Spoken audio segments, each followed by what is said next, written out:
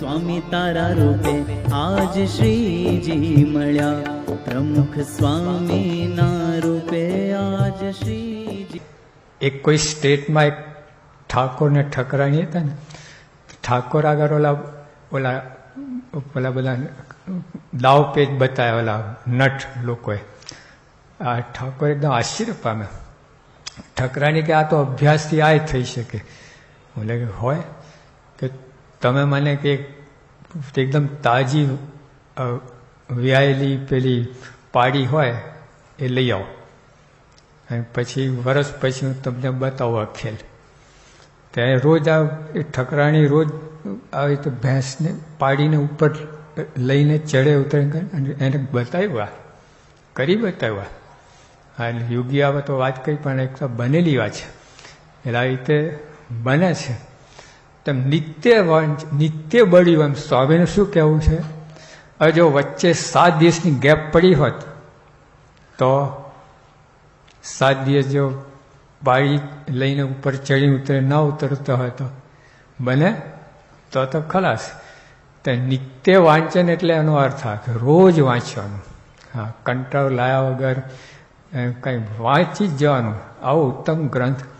એની હૂંફ કેટલો પવિત્ર ગ્રંથ છે, કેટલો અંદર એટલે આપણે એક તો એનું સેવન એમને ખાલી સ્પર્શ કરીએ ને તો એ કેટલું થાય.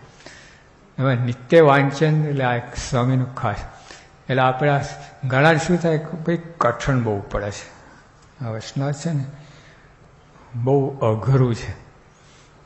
અઘરું નથી, એમાં થોડાક જ એવા તાત્વિક છે તત્વજ્ઞાનવાળા અને વેદાંતના, બાકી બધા તો સરળ જ છે. ઓલા થોડા હાથમાં વાંચીને મૂકી દઈએ, બહુ અઘરું છે.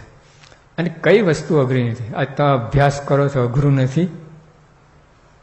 નહીં તો 100માં 100 ના આવે, માંડ પાસ થાય છે. તો અઘરું નથી તોય કરો છો, નથી કરતા મૂકી દો છો.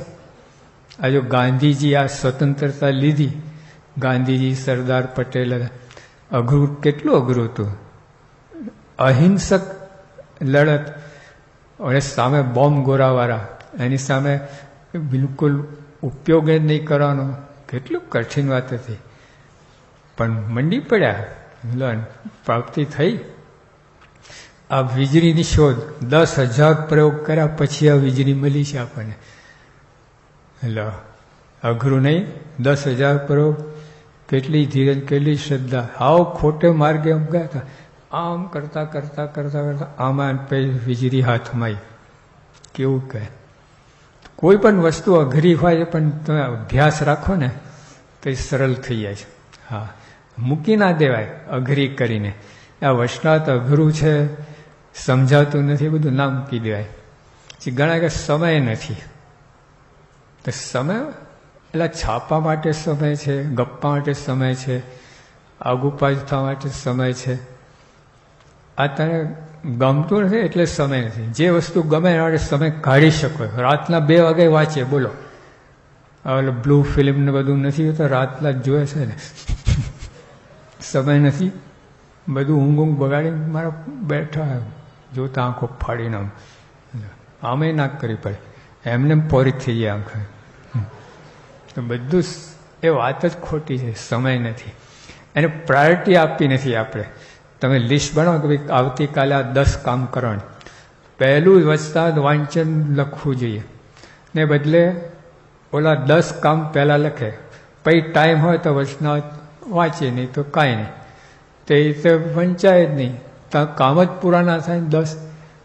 5-6 કામ પૂરા તો ઓલો 10મો નંબર છે, ક્યાંથી વચનાનો વારો આવે?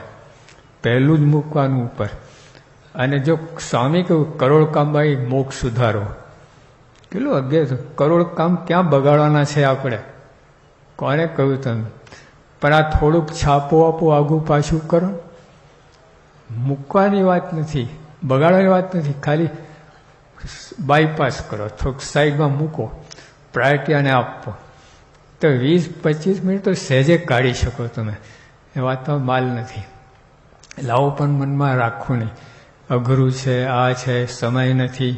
પછી ઘણા કે લાભ નથી દેખાતો, તાત્કાલિક કોઈ લાભ નહીં દેખાય તમને કોઈ પણ વસ્તુમાં. અત્યારે અભ્યાસ કરો છો, 20 વર્ષ અભ્યાસ કરો, ડિગ્રી મેળવો, નોકરીએ ચડો, પછી મુઠ્ઠી દાણા ભેગા થાવ છે. પહેલે દિવસે પૈસા મળે છે, એટલે પહેલે દિવસે ડૉક્ટર થઈ જાય છે, 30 વર્ષે ડૉક્ટર થાય. એટલે બધું તાત્કાલિક લાભ. તો તમે નિત્ય રેસર વ્યવસ્થિત મનન ચિંતન કહીને બાપાના મનમાં ધારીને તમે વાંચન કરો, ફળ આવે છે. ના એવું કઈ વાત છે જ નહીં. અને લાભમાં જો બાળક હોય એ પોતાની માને ધાવે છે, આને કંઈ ખબર છે અંદર કયા વિટામિન છે, કયા પ્રોટીન, લઈ જાય ત્યાં જપ જપ જપ મજા કરે, વધતો જાય છે. હા, એટલે તમે વાંચન કરો. હા, પ્રેમથી બાપાને રાજી કરવા, શ્રદ્ધાથી. અને આટલું બધું એટલું પવિત્ર ગ્રંથ છે. આ વસ્તુ હાથમાં આવે ને તો એને કેટલો મનમાં એની ઇફેક્ટ થાય, એ આ વસ્તુ છે. એટલે આપણે એને આવા બધા બહાના કાઢ્યા વગર સીધા આપણે સમય નથી એ વાત ખોટી છે, અઘરું છે એ વાત ખોટી છે. અઘરું છે પણ અમુક વૈષ્ણવ જ કરે, એને લેતા બધું બાકીનું બધું મૂકી દો. જો પ્રથમ વાત કેટલું સરસ છે, સંયમની વાત કરી, કે સેવાની વાત કરી, કે આપણે ઇન્દ્રિયોઅંતઃકરણની વૃત્તિ સ્ત્રીયાદિકમાં પ્રવર્તાય તો જીવ ભ્રષ્ટ થાય, અને જો ભગવાન સંતની સેવામાં જોડે તો પવિત્ર થાય, અનંત જપના પાપ ભરી જાય. આમાં શું અઘરું છે? બોલો, શું અઘરું છે? કેટલા વૈષ્ણવ છે ત્યાં આપણે સરસ વાત બધી. સંતનો મહિમા અંદર કહ્યો, કેવા સંત હોવા જોઈએ એ બધી મહિમા. અઘરું છે ને અમુક છે વૈષ્ણવ તો, પણ એના માટે જો લાગતું તો પ્રશ્નો ઉતારી લો, સંતોને પૂછવાનું, હા કે આનું કેમ છે, આ બધું અઘરું કાંઈ નહીં, કરવું છે ને અઘરું છે જ નહીં. બધું કેટલું અઘરી વસ્તુ આપણે કરતા જ હોઈએ છીએ, એટલે એવું બધું ના હોય.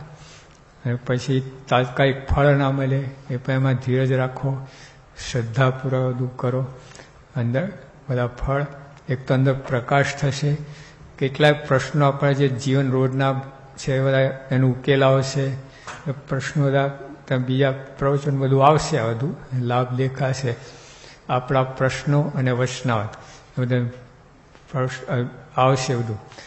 પણ ટૂંકમાં આપણે નિત્ય વાંચન કરવું, શ્રદ્ધાથી, પ્રેમથી, થાકવું નહીં, કંટાળવું નહીં.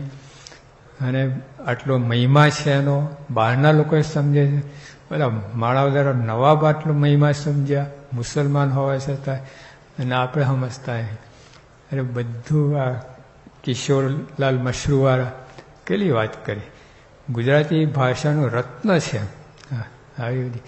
એટલે ટૂંકમાં કોઈ પણ આધ્યાત્મિક ક્ષેત્રે અથવા વિચારમાં જીવન જીવવું હોય ને, કિશોરલાલ મશરૂવાએ કહ્યું કે એને આ વૈષ્ણવનો અભ્યાસ કરવો જ જોઈએ, કરવું જ પડે.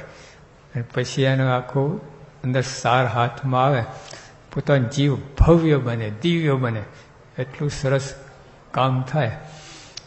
એટલે આપણું ઘરમાં જ છે, ઘર કી ગીદાર બરાબર તકલીફ આ છે. આપણા ઘરમાં જ વસ્તુ પણ એનો મહિમા નથી. તો આવી રીતે આ સમજીને બાપાના આશીર્વાદ મેળવવા માટે આ નિત્ય